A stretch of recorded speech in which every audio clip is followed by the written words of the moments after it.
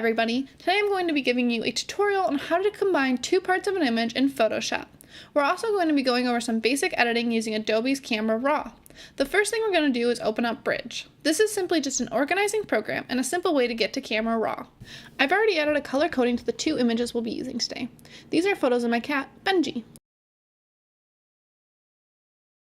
Once you have your images, you can select them by clicking and scrolling over them, or you can click on them using Control to select multiple images. Once selected, you can click on this icon or use the keyboard shortcut Control-R to open the select images in Camera Raw. Now that the images are open in Camera Raw, you can begin editing. You can click on the thumbnail and use Control to select the other image as well. Since the photos are identical except for the placement of the cat, we can edit both images at once. If you don't have the images selected before you begin editing, you can always sync the settings later.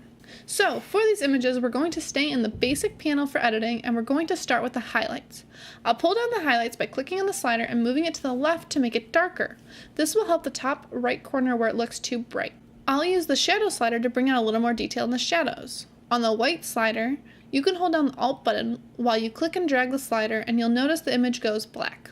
When you slide the whites to the right, you'll start to see some of the image appear. This means that all the black area is exposed. However, when you start to see the blue or white appear, that is going to be pure white. To get a proper exposure and good contrast, you'll want to keep the whites from being completely washed out. So we'll move the whites to just under pure white. Moving to the black slider, we'll be doing the same thing. Holding down Alt, the image will go white. When I slide to the left, you'll see some detail come up, and that means those parts are going completely black.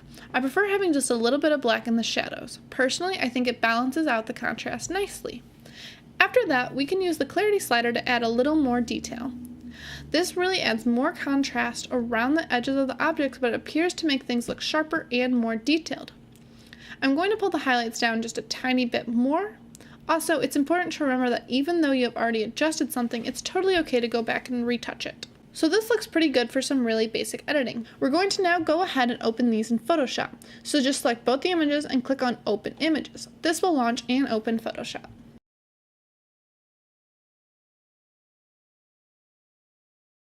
So both of the images have now opened in separate tabs. To combine these images, we're going to stack them on top of each other into the same file. To do that, we're going to select the Move tool or use the keyboard shortcut V to use the Move tool.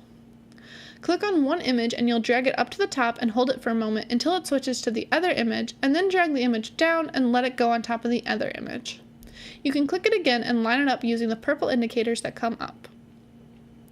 Now you should have one image right on top of the other. Clicking on this eye icon will hide the image so you can see what is underneath that layer.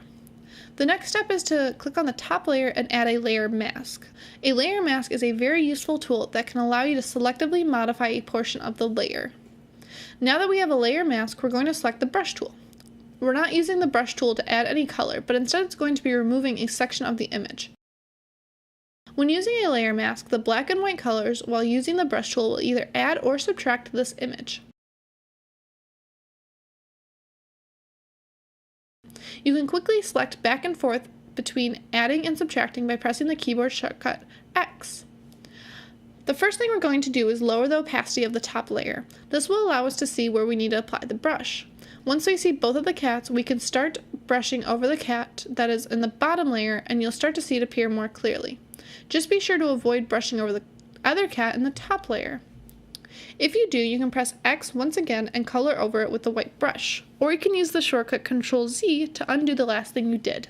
Next, we can bring the opacity back up to 100%. So, as we toggle off and on the visibility, we can see what we added to this image, and we can see that it looks like we have two cats in the same photo. And that is it. Thank you so much for watching.